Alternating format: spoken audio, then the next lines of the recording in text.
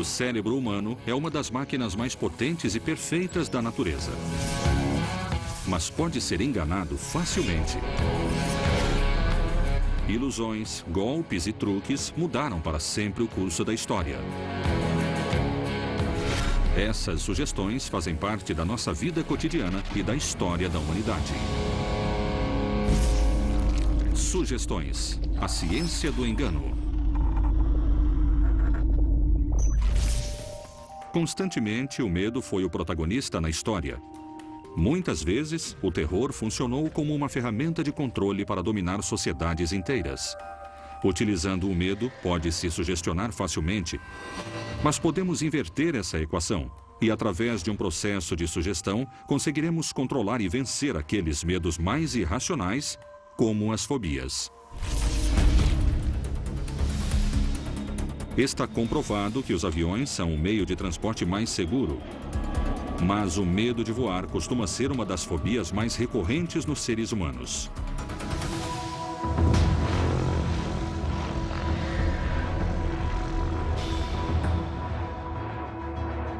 Marianela tem medo de voar. E com essa experiência, tentaremos diferentes técnicas de sugestão para que ela supere o medo.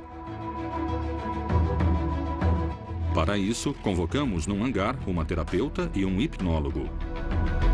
Junto com um piloto de avião e com um instrutor de voo, eles vão tentar curar sua fobia de voar. Você pode nos explicar rapidamente desde quando você tem medo de subir em aviões? Desde os 10, 11 anos. Na verdade, começou numa montanha-russa onde eu subi. E depois daquele momento, eu não gosto mais disso. As fobias são medos aprendidos mais desenvolvidos para certos tipos de coisas e são medos desorganizados, mas também são muito amplificados. Começa a primeira etapa. Um contato inicial com a aeronave, onde o instrutor de voo explicará a Marinela o funcionamento e as medidas de segurança mais importantes.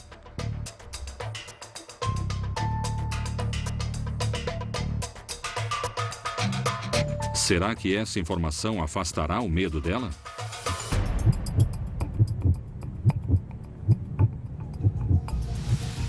Na segunda etapa, os especialistas começarão a terapia e a sessão de hipnose. Com isso, eles procurarão encontrar a origem da fobia e dar a ela ferramentas para enfrentá-la. O hipnólogo vai fazer um trabalho com você. Eu vou te apoiar no processo e quando ele me indicar, eu vou interagir com você. A hipnose, nesse caso, é uma terapia que te permite relaxar, certo? E que permite, no momento certo, que você possa enfrentar o estímulo que te estressa. Vamos começar, tudo bem? 3, 2, 1, relaxa. Eu vou te pedir, por favor, para inspirar, expirar. Como você está? Eu estou um pouco assustada. Com a hipnose, tenta-se que Marinela perca seu grande medo de voar. Então, Marianela, como você se sentiu? Teve medo? Sim. E o que aconteceu depois? No começo, a minha mãe me acompanhava. Com essa terapia, procura-se que os medos da Marinela enfraqueçam e, além disso, ela receberá uma ferramenta para o momento do voo. Toda vez que você sentir alguma coisa que não estiver te ajudando, por favor, toque na sua mão e imediatamente vai entrar num estado de paz, serenidade e força. 1, 2, 3. Como você está? Bem, Na terceira etapa, Marianela subirá num avião. E dentro dele, percorrerá a pista ainda no chão, sem decolar. Calma, calma, não é nada. eu estava com taquicardia, eu estava suando. Porque me dá medo subir num avião. Então vamos colocar novamente a mão no acelerador. O piloto lhe dá uma tarefa para que ela se sinta no controle da situação. Pra mim já é difícil subir num avião comercial. E esse aqui é menorzinho, se mexe por tudo. Claro que me assustou. Mas o piloto sempre me dizia o que eu devia fazer. E dá mais confiança saber o que está acontecendo.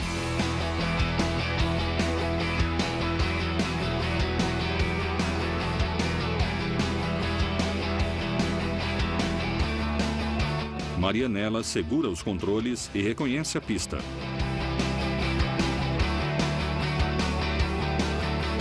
No fim da experiência, Marianela começou a se acalmar.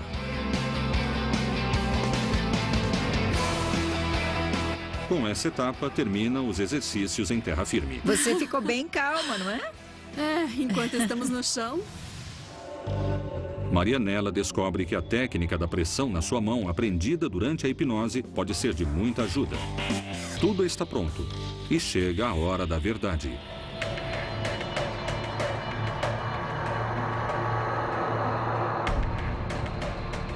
No começo eu estava muito nervosa, aterrorizada, com pânico. Junto com o piloto, Marianela enfrenta o grande desafio: superar o medo que lhe impede de subir numa aeronave e voar. Autorizando a decolagem. Sem tráfego na zona de exclusão. Ainda sem resposta.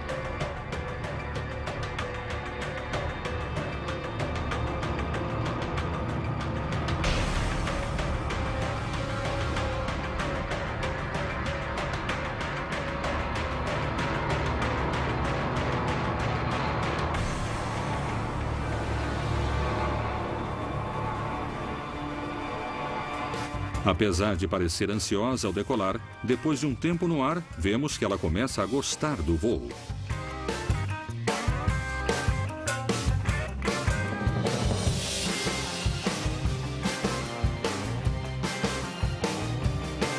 Marianela teve um voo muito prazeroso e uma ótima aterrissagem.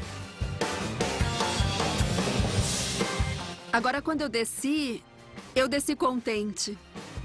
Eu amei. Eu acho que eu tinha mais medo do desconhecido.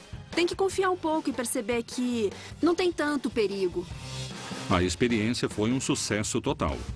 Após várias etapas progressivas onde se tentou dar a ela a confiança necessária, Marianela perdeu sua fobia de voar. Parece mentira, mas sim. Eu subiria novamente no aviãozinho porque a experiência foi muito legal. Eu adoraria subir de novo.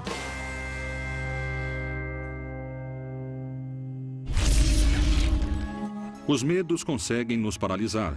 Ficamos desprotegidos diante de qualquer fator externo e nem sempre é fácil de superar. A história é testemunha de como, utilizando o medo, sociedades inteiras foram controladas. Em 21 de agosto de 1940, no México, um agente soviético assassinou Leon Trotsky, símbolo da oposição ao regime stalinista. O cenário político ideado por Stalin, baseado em infundir o máximo terror na sociedade, supera tudo o que há. Deve-se dizer que Stalin é o responsável por perseguir e por aniquilar o projeto socialista com a hegemonia da mão firme, certo? O poder controlado usando o terror, usando o crime, usando a perseguição, usando o expurgo. Em meados de 1935, desejando se apropriar da liderança absoluta da União Soviética, Stalin impôs sua política do terror conhecida como o Grande Expurgo. Centenas de milhares de membros do Partido Comunista Soviético, anarquistas, socialistas e também opositores foram perseguidos. Estima-se que mais de 1 milhão de pessoas foram assassinadas e que 4 milhões foram encarceradas. Foram executados quase todos os bolcheviques que tiveram uma função importante ou que tiveram a ver com a Revolução de Outubro. E Trotsky foi assassinado no exílio, no México, em 1940. O terror infundido por Stalin o deixou no poder até sua morte, em 1953. A sociedade russa, mesmo com ele morto, continuou paralisada, sem poder agir durante muitas décadas. Um ditador ou alguém que orienta as massas em um determinado sentido apela ao medo, à expectativa de perigo, para que as pessoas o idealizem. Mais do que se impor através do medo e dos grandes massacres, o assassinato de Trotsky foi o exemplo de que nada e nem ninguém fugiria da sua vingança. Existem medos denominados genéticos, que são os temores compartilhados com nossos ancestrais. Quando temos que lidar com eles, a razão pode enfraquecer e podemos ser vulneráveis à sugestão. Algo como a aracnofobia pode mudar nossa conduta?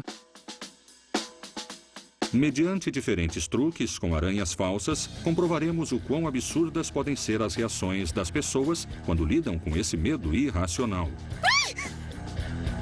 Primeiro, veremos como reagem as pessoas quando encontram pequenas aranhas em diferentes pontos de uma praça.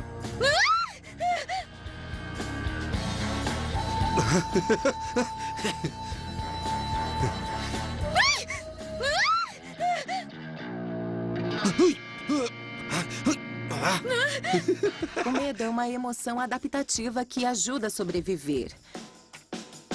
Afinal, qual é a parte disfuncional do medo quando o medo se transforma em pânico? Então, ele começa a agir contra você e paralisa você. Vai, corre, corre, corre! Ai!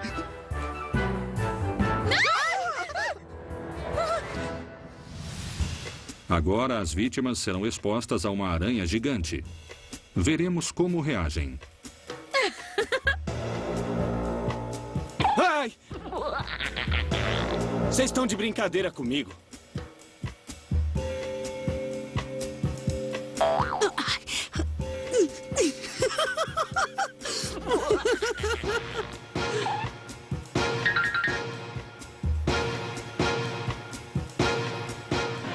Com essa experiência, observamos que os medos irracionais fazem com que algumas pessoas não possam controlar suas emoções. Se uma pessoa vê uma aranha descendo e essa pessoa tem fobia de aranhas, é muito provável que ela saia correndo porque está dominada pelo pânico. Para essas pessoas, acaba sendo muito ameaçador ser perseguido por uma aranha. E para outras, é somente um inseto. Esses medos estão relacionados com as pulsões da vida e superam a lógica diante do perigo.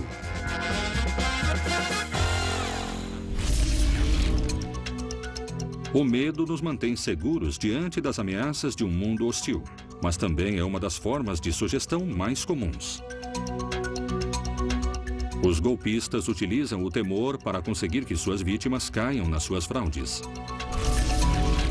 Muitas pessoas desconfiam de guardar dinheiro nos bancos. Isso permite que alguns golpes sejam feitos com facilidade.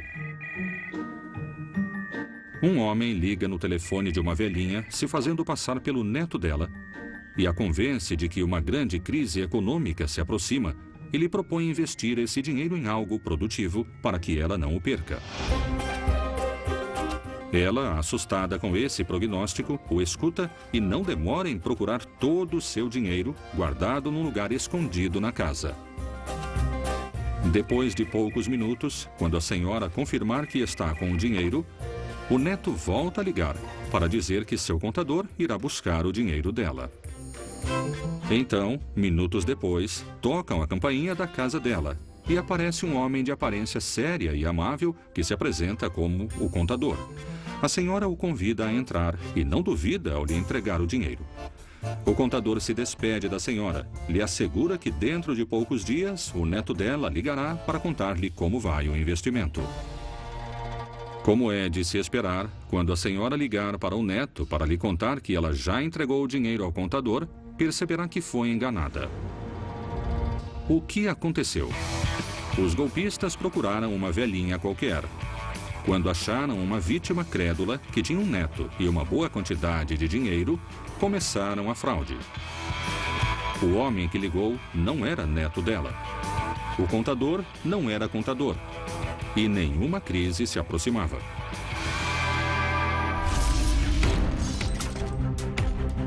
Observe essa imagem. Você acha que esses dois carros têm cores diferentes?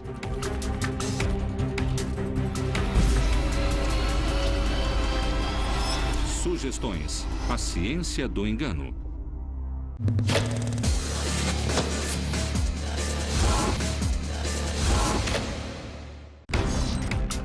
Observe essa imagem. Você acha que esses dois carros têm cores diferentes? Se você concordou, sua mente o enganou novamente. Mesmo que custe a acreditar, ambos os carros têm o mesmo tom e cor. mas nosso cérebro gosta dos contrastes. Então, modifica as cores para poder diferenciá-las do fundo. Sugestões. A ciência do engano. Estamos acostumados a pensar que o tempo é um valor absoluto. Achamos que ele é exato. 1 hora é 1 hora e 5 minutos são 5 minutos.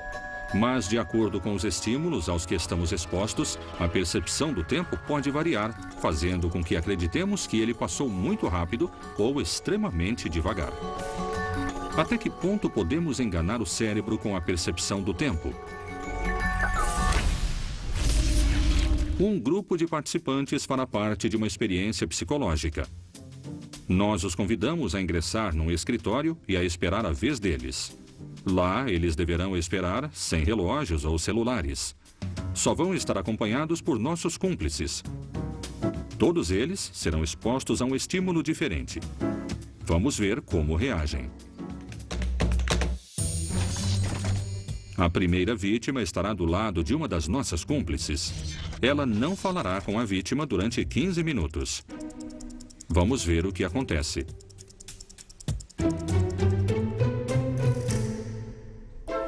Ela parece bastante desconfortável e, aos poucos, isso se transforma num incômodo. Por que você está tão séria? Aconteceu algo? Nada?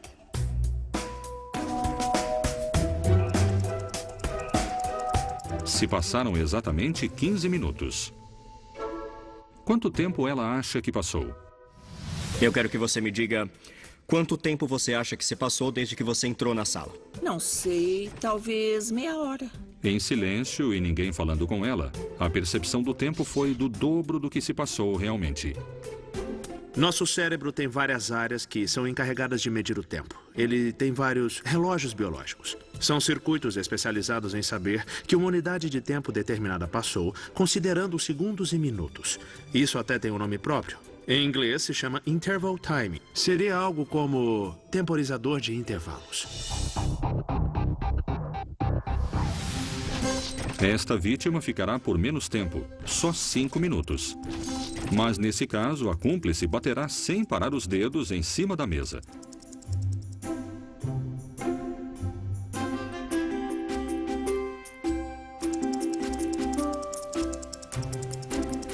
Quanto tempo ele acha que se passou? Quanto tempo você acha que se passou desde que você entrou na sala? Tipo 15 minutos? Para ele, o tempo foi 3 vezes maior do que realmente se passou.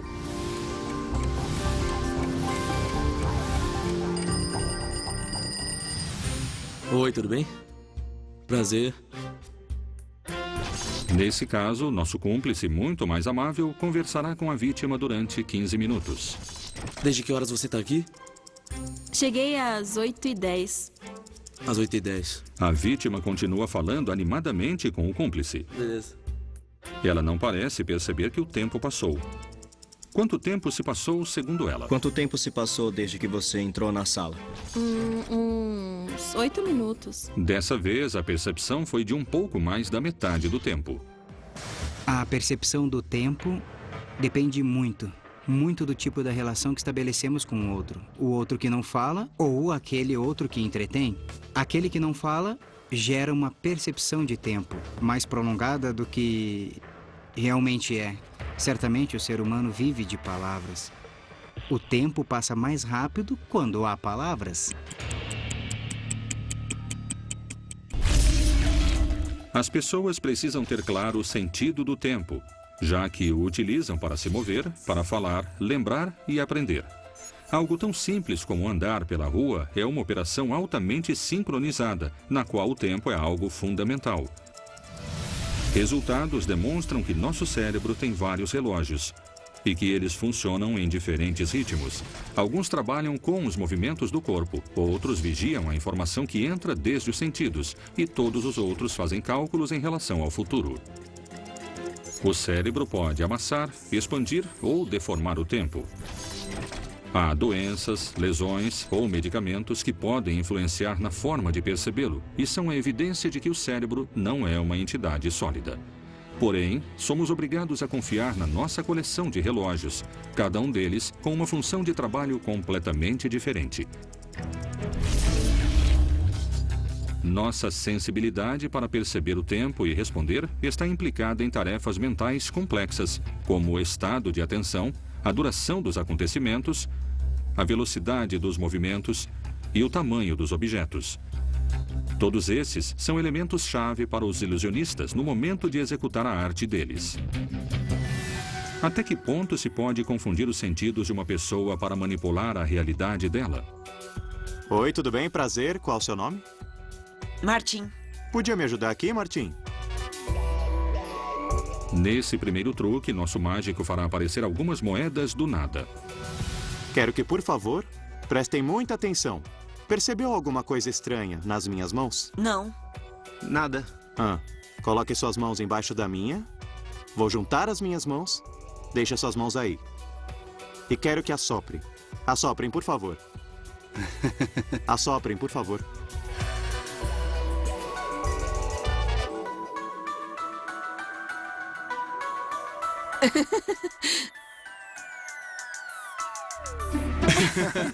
Uma vez que ele tem a atenção de todos os espectadores, o mágico realizará o truque que nos permitirá ver como podem se manipular os sentidos. Por um acaso conhecem a lenda da Fênix? Dizem que a Fênix renasce das cinzas. Quero que prestem muita atenção. O que vocês veem? Um guardanapo. Tô vendo um guardanapo. Branco. Vamos reviver a lenda da Fênix. Muita atenção, por favor. Aqui. Quero que vocês vejam isso. Vamos queimar e vamos reviver como acontece com a Fênix. Conseguem ver? O mágico pede que os participantes passem suas mãos para sentir o calor do fogo. Estão sentindo bem? E sentem que está queimando? Sim. Podem Sim. ver? Sentir? Sim.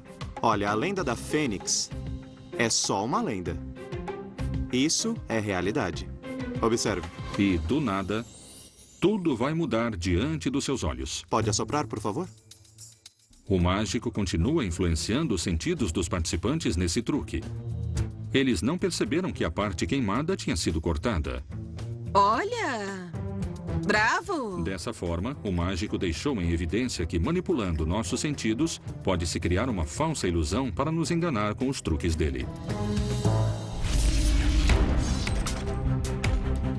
Observe essa imagem. Você percebe alguma diferença entre as linhas verticais verdes?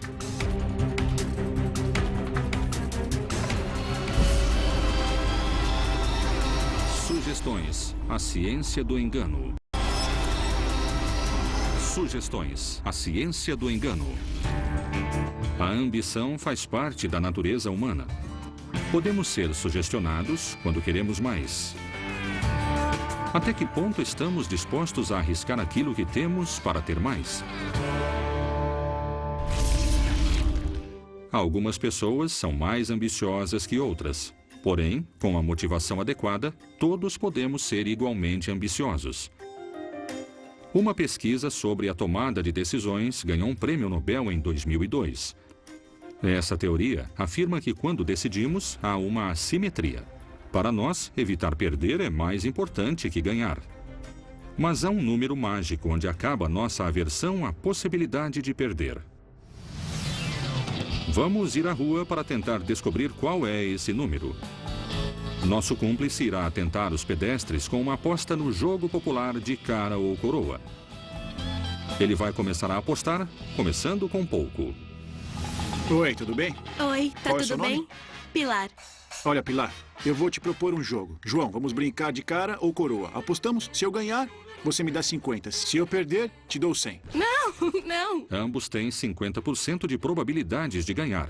Será que esse é o número mágico? Se eu perder, te dou 100. Sim. Se eu ganhar, você me dá 50. Não, aí não. Depois dessa resposta, ele insiste novamente e eleva o valor da aposta, tentando entusiasmá-los e conseguir o resultado que queremos. Se eu ganhar, você me dá 100. Se eu perder, te dou 150. Não. Se eu ganhar, você me dá 100. Se eu perder, te dou 150. O quê? Não, cara, isso não dá pra aceitar, não. Melhor não, eu acho que não. Não. Mesmo que a cifra seja maior e os participantes pareçam mais interessados, ele ainda não os convence. O número mágico não aparece. Se eu perder, te dou 150. Não, assim não dá. Mais uma vez, o cúmplice aumenta a aposta. Bom, se eu ganhar, você me dá 100. Se eu perder, te dou 250. Tá, pode ser. Pode ser? Sim. Dessa vez, diante da possibilidade de obter mais dinheiro, os desafiadores aceitam. Bingo! Conseguimos achar o número mágico. Se eu ganhar, vocês me dão 100. Se eu perder, eu dou 250 pra você. Eu duvido. Eu quero ver só. Não, eu duvido, mas tudo bem, vamos ver, né? Cara ou coroa? Cara. Pode ser, vai lá. Dessa forma, nossa prova coincide com as pesquisas que demonstram que a aversão a perder é maior que o dobro da possibilidade de ganhar. Quase 2,5 vezes a mais. Cara, ganhou 250. Coroa. Coroa. Você perdeu. Mas o que acontece com a percepção do risco quando estamos diante da possibilidade de ter tudo? O que acontece quando a ambição não tem limites? Há muitos casos na história onde isso aconteceu. O mais significativo é o de Napoleão. Napoleão era incrivelmente ambicioso. E em cada conquista, sua aposta pelo poder só crescia. Quando começou seu caminho para dominar a Europa, ninguém podia detê-lo. Mas, ao mesmo tempo, conforme seu império crescia, o risco de perder era ainda maior. Napoleão foi um dos gênios militares mais importantes de todos os tempos. Em 1779, ele ascendeu ao poder na França graças a um golpe de Estado.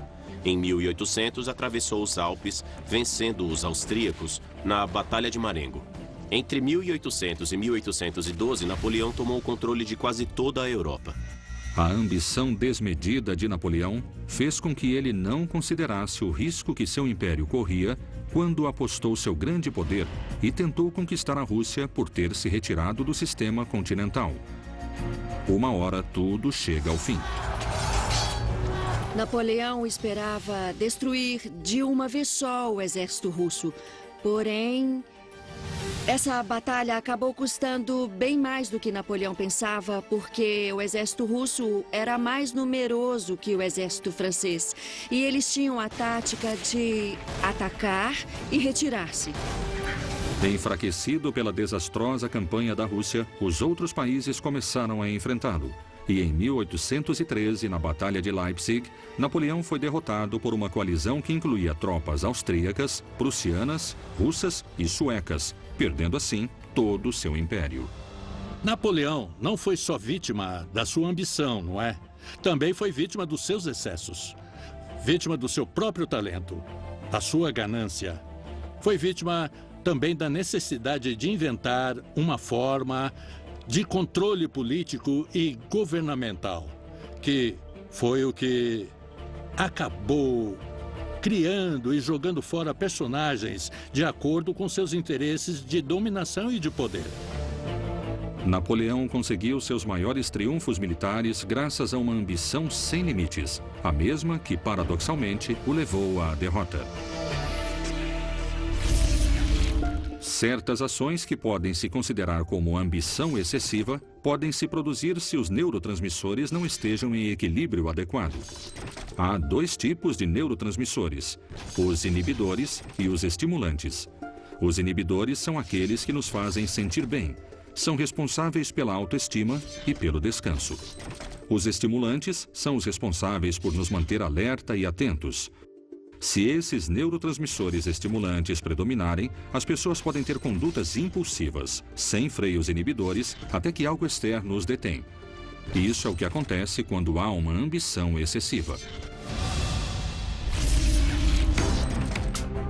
Observe essa imagem. Qual das rodovias é diferente às outras? A, B ou C?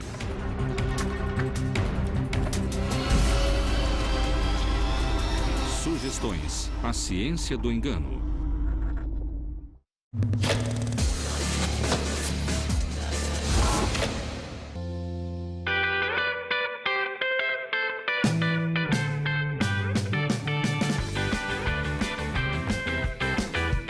Aqui a gente oferece produtos totalmente sem conservantes.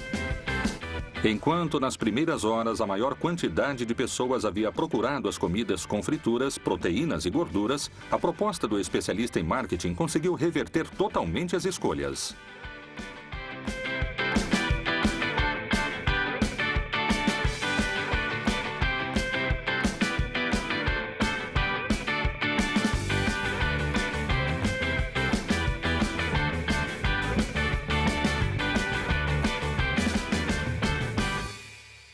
No geral, o comportamento do consumidor é focado nas emoções e na percepção. No final, vimos que o Green Go aumentou suas vendas de forma importante e teve uma aceitação bem maior entre os consumidores. A percepção da realidade determina como vemos o mundo. Essa percepção é fundada nos mecanismos inconscientes, muitas vezes relacionados aos elementos do passado da nossa espécie. Essa realidade que nos chega pelos sentidos é finalizada no córtex cerebral, que é onde essa percepção da realidade se organiza. A aparência é tão importante que chegou a modificar o destino de muitos povos. Jack Kennedy foi um ícone de sua época e marcou tendência não só na moda. O quanto sua imagem não ajudou nas mudanças sociais da sua época. John Fitzgerald Kennedy assumiu em 1961 e Jacqueline Bouvier, mais conhecida como Jack Kennedy, se tornou a primeira dama mais jovem da história dos Estados Unidos, com apenas 31 anos. Ela promoveu a cultura e as artes. Ela gostava de se vestir com roupas de estilistas franceses, o que alguns estilistas americanos consideraram um símbolo de deslealdade.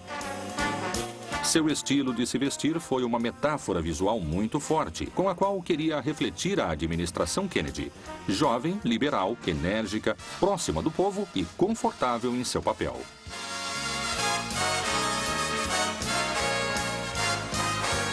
A sedução das formas e da moda é capaz de sugestionar a mente até impor atitudes que nem sempre parecem racionais.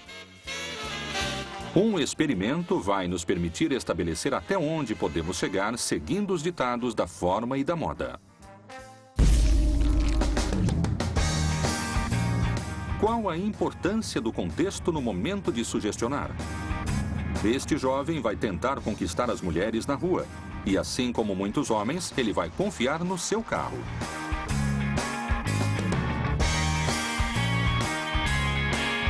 Primeiro, ele vai utilizar um carro velho e pequeno. Bom, vamos lá. Oi. E aí, como é que você tá? Oi. Tchau. Tchau. Oi, tudo bem? Oi, eu posso te fazer uma pergunta? Não, obrigada. Talvez esteja na hora de tentar uma técnica um pouco mais radical.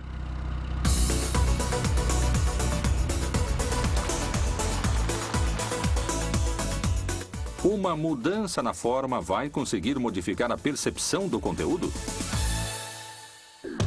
Oi? Oi? Desculpa, tudo bem com você? Tá tudo bem? Eu tô bem. Você é daqui? Não. Tem algum posto de gasolina aqui perto, por aqui? E como é que você se chama? Fiorella.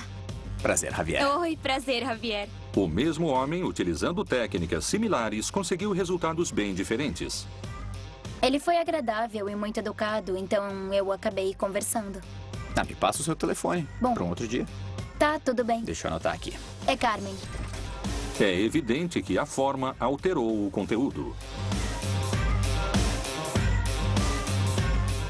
Como diferenciar o que é realidade daquilo que percebemos? Os estudos que fazemos hoje, com ressonância magnética e com tomografias, nos mostram que certos grupos neuronais são ativados e são familiarizados com certos algoritmos que temos como memórias específicas. Então, a resposta para essa pergunta específica é que a realidade é construída no nosso cérebro de acordo com o que aprendemos. Estes dois amigos se chamam Kiki e Buba. Qual é qual?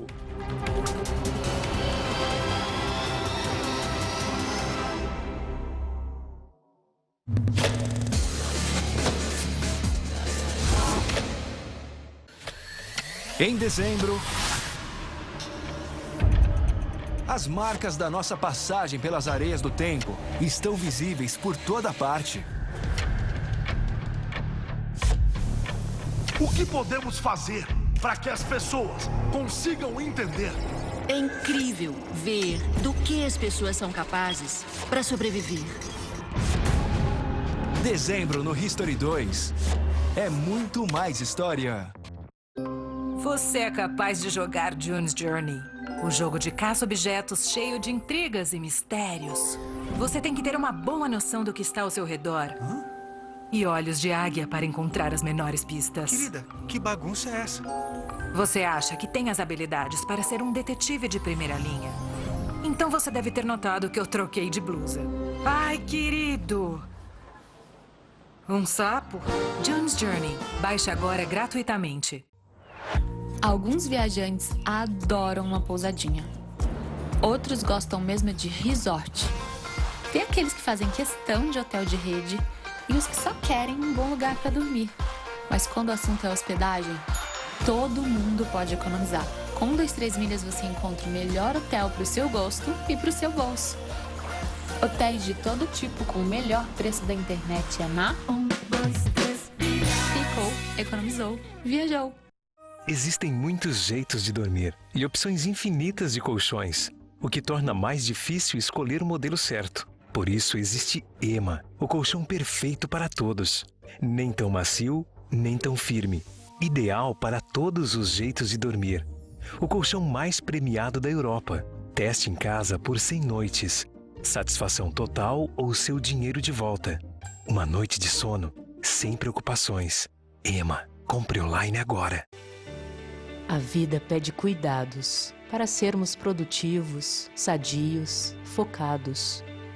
A vida pede imunidade para estarmos fortalecidos e saudáveis. A vida pede saúde para vivermos nossos sonhos em plenitude. A vida pede vitalidade para corrermos atrás do que nos faz feliz. Cuide bem da vida com Vitalion. Vitalion. A Patriani tem duas ótimas oportunidades para você, em Sorocaba e Atibaia. Duas das melhores cidades do interior de São Paulo, com 2 prédios incríveis. Em Sorocaba, a Patriani está no melhor bairro da cidade, no Campolim, ao lado do Iguatemi e em frente ao Mercadão. Já em Atibaia, em um dos bairros que mais se desenvolvem na região, o Alvinópolis, pertinho de tudo. Duas cidades top de linha, com 2 ótimas opções para morar, investir e até passear. Os prédios são tão modernos que tem até fazenda de energia e casa de campo para receber os amigos.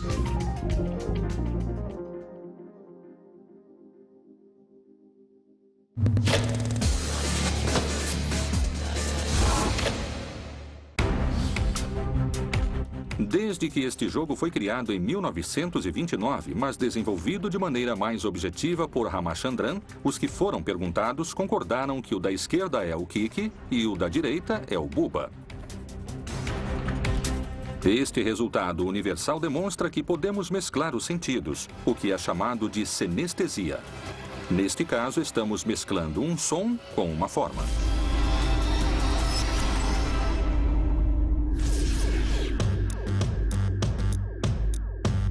A sugestão é sempre uma maneira de enganar o cérebro. E uma das ferramentas básicas para conseguir isso é ganhando a confiança do outro. Nós aprendemos a ter medo do desconhecido. Temos uma certa angústia diante do desconhecido. Então, o que fazemos? Criamos ferramentas para vencê-lo. E criamos uma confiança para nos afastar daquilo que não conhecemos. Um teste vai permitir medir até que ponto o cérebro é capaz de perceber uma mentira bem contada. Esta mulher vai fazer suas vítimas acreditarem que a conhecem, mesmo nunca tendo visto ela na vida. Dali? Hã? Oi, você é a Dalila? Sim. Tudo bem? Lembra de mim? Não. Como não? Da Escola Estrela Matutina. Ai, eu agora não lembrava lembrou. dela fisicamente, mas ela me deu umas informações e aí, bom... Sim, trabalhando muito. Foi estranho. Yana? Yana Poeta, como vai? Bem. Cielo? Cielo, é você? Olha, Ana, você não tá lembrando de mim? Depois de uma pesquisa e com a ajuda de alguns cúmplices, ela juntou informações da vida delas para usar e convencê-las de que se conhecem. Nós estudamos juntas. Ah, é? Claro! Mas então você mudou muito. É que, na verdade, eu tô bem mais magra. Nossa, Cielo, fazia muito tempo que eu não te vi, amiga. Ah, você não lembra? O primeiro objetivo era ser ouvida e fazê-las começarem a duvidar da própria memória. Uma amiga falou pra eu falar com você. Como vai o Miguel? O Miguel? Sim. Ele tá ótimo. Você tá igualzinha. Já instalada a dúvida, está na hora de passar para a segunda fase. Você não tá lembrando de mim? Ela já tinha conseguido que parasse para conversar e aos poucos pediu informações pessoais. Me passa seu telefone, aí eu te ligo um dia pra gente marcar de sair e conversar. Me passa seu Facebook, aí a gente conversa Sim, por lá. pode ser. Pode? Então espera aí. Pediu para adicionar nas redes sociais o número do telefone e até foi apresentada para Então um me amigo. passa seu telefone. Oi, prazer. Não. Não lembra de Com mim? apenas umas informações, ela conseguiu ganhar a confiança das pessoas. Ah, tá bom. Mas por que? Você não gosta mais de enfermagem? Convencidas de que a conhecem, sem mesmo nunca ter visto ela antes. Se você quiser, pode me passar seu telefone e aí pode passar no hospital, que eu tô trabalhando. Tá, Você claro. quer? Então me passa. Elas deram todas as informações que nunca daríamos para um desconhecido na rua. 304. 304. Quando você vir as fotos, você não vai acreditar. O que acontece quando descobrem a verdade? Eu achei o teste ótimo, porque é complicado isso. Conseguiram me enganar. Comecei a passar informações e achava mesmo que a conhecia. No começo eu desconfiei. Mas depois ela começou a falar tanta coisa sobre mim que eu resolvi dar as minhas informações para ela. Evidentemente, ela conseguiu que as vítimas não distinguissem a verdade de uma mentira bem contada. O cérebro tem que aprender para onde ir, para onde levar esse corpo que ele guia. E ele aprende isso com os erros. Esses erros vão construindo um universo que podemos dividir entre o que é confiável e o que não é. E isto também tem raízes evolutivas. Mas uma mentira bem contada não engana só pedestres distraídos.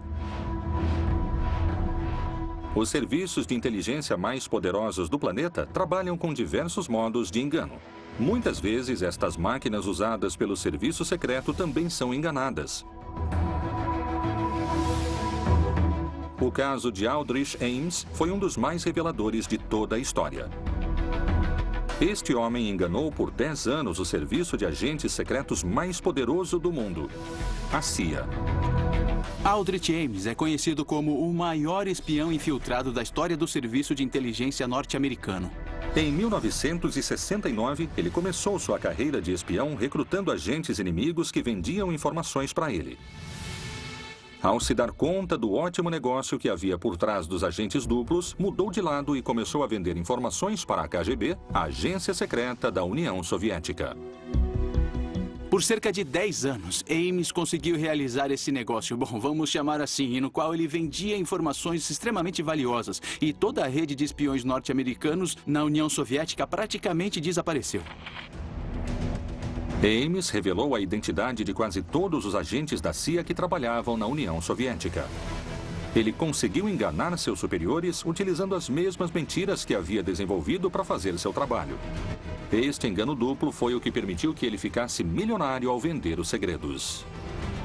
Em 1994, depois do fim da Guerra Fria, Ames foi considerado culpado de traição à pátria.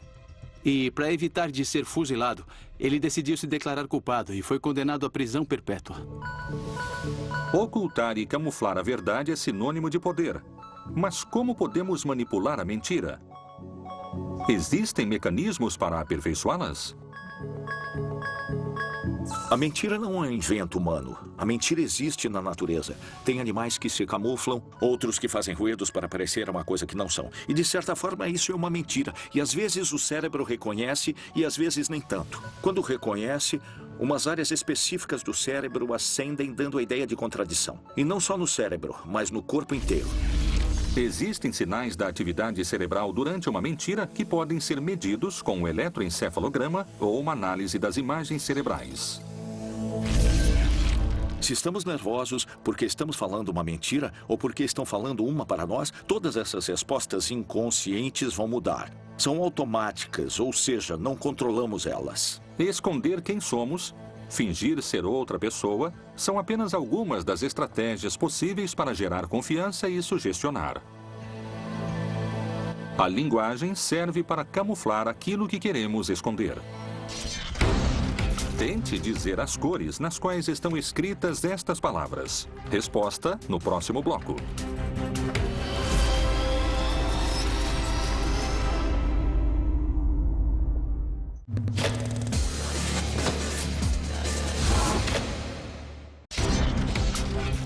Quantas cores você conseguiu falar sem errar? Todas? O mais provável é que não. Por mais que a gente tente reconhecer as cores, o cérebro sempre dará maior importância à linguagem. Em algumas ocasiões, a linguagem pode servir para confundir, apesar de ser evidente o que estamos observando.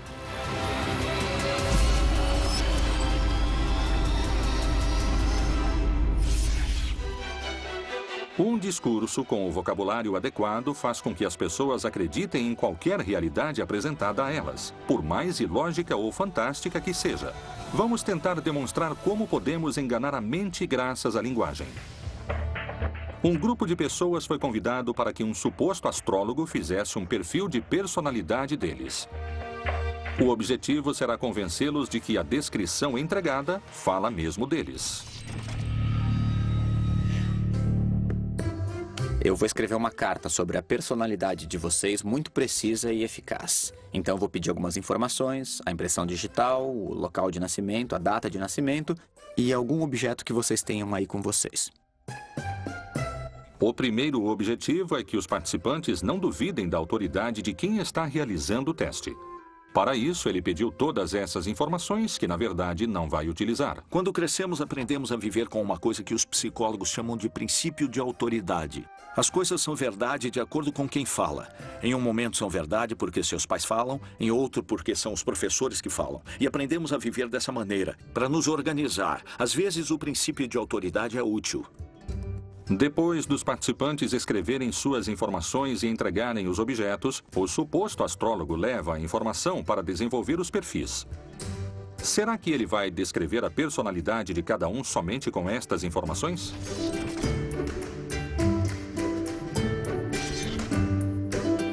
Só nos resta esperar as reações para saber se as pessoas se reconhecem nos textos entregues a elas.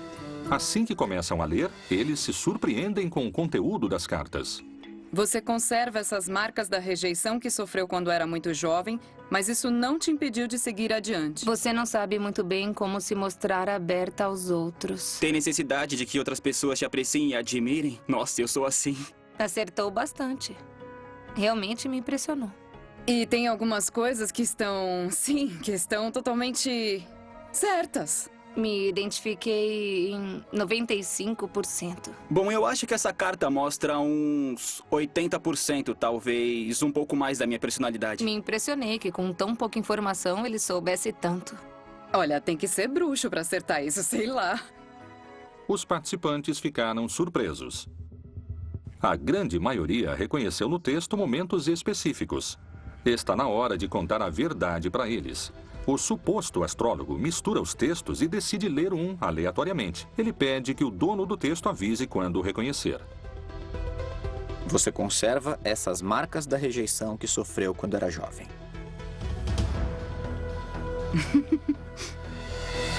O texto sempre foi o mesmo para todos. Vocês perceberam que é a mesma carta? Sim.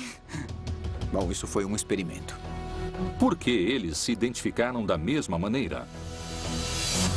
Na ciência, o princípio de autoridade não vale. As coisas não são verdade porque um prêmio Nobel disse, ou porque alguém com jaleco e óculos grossos, anotando uns números que não dão para ler nem num livrinho, falou. Na ciência, as coisas são verdade porque são demonstradas. E aí nos afastamos muito deste princípio de autoridade com o qual fomos completamente educados a vida toda. Eu me senti meio perdida. Não esperava isso. Realmente não esperava. Eu me surpreendi porque uma parte de mim queria que aquilo fosse verdade. Eu achei que fosse verdade ele ter acertado tantas coisas. Eu me senti estranha porque era... Como ler coisas que sim, sei lá, eu já sei, mas eu não sei por quê. Eu acho que eu me sugestionei. Forer determinou que para este efeito funcionar, era necessário que a autoridade de quem fosse guiar o estudo não fosse questionada e que, paralelamente, o texto tivesse uma descrição importante com uma diferença marcada entre traços positivos e negativos. O texto original foi um recorte de diferentes horóscopos de jornais, com algumas afirmações vagas sobre a personalidade. Eu também não esperava que isso fosse, sabe, um experimento. Eu acho que eu sou um pouco ingênua às vezes, né? Caímos. As ordens são processadas no cérebro. Assim como toda unidade de informação, os sinais chegam através dos sentidos e são transformados em impulsos elétricos nos neurônios. Como a informação é pré-processada, existem filtros que determinam a importância dos sinais de maneira a caracterizá-los com uma hierarquia de manobras depois.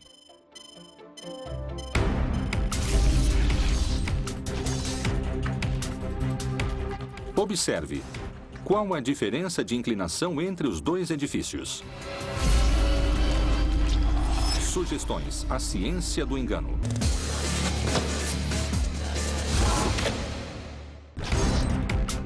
Qual a diferença de inclinação entre estes dois edifícios?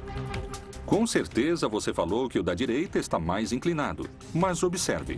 As duas imagens são idênticas, mas a da direita parece estar mais inclinada. Isso se deve às perspectivas de ambas, que geram esta ilusão visual. Nosso cérebro nos faz ver as duas linhas paralelas, tratando os dois edifícios como se fossem parte da mesma cena. É por isso que vemos uma inclinação mais marcada na imagem da direita.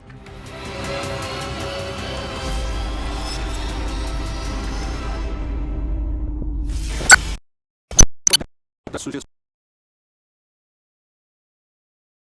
é o que esteve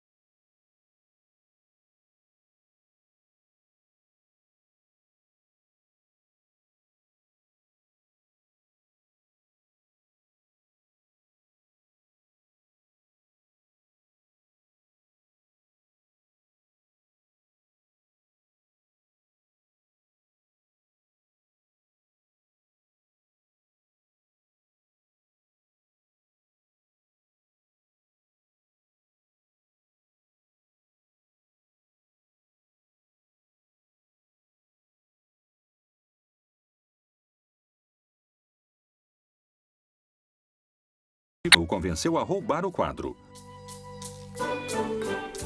O italiano era um nacionalista e o falso conde explorou essa característica dele, convencendo-o de que o quadro mais famoso do mundo havia sido roubado por Napoleão quando ele passou pela Itália. E que se ele o roubasse, poderia devolver para sua pátria, o que o levou a sonhar com o reconhecimento.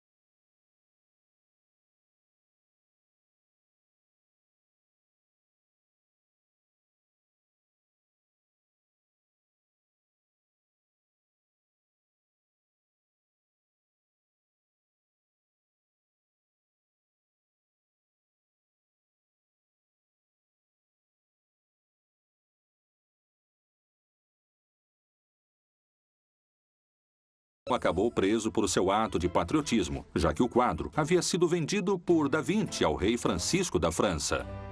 Ou seja, a obra jamais foi roubada. 5 milionários ficaram mais pobres e se sentindo enganados. E Valfierno saiu impune de um engano que jamais pôde ser provado. O homem acredita que é dono de tudo que pensa e faz. No entanto, ele é facilmente sugestionável. Podemos influenciar seu olhar e confundi-lo, e até fazê-lo acreditar em coisas que não existem. Inclusive, o comportamento dos outros pode fazer não diferenciarmos a mentira da verdade. O cérebro do ser humano é um órgão fantástico, só que às vezes ele se confunde. Continue conhecendo os pontos cegos da mente em Sugestões, a ciência do engano.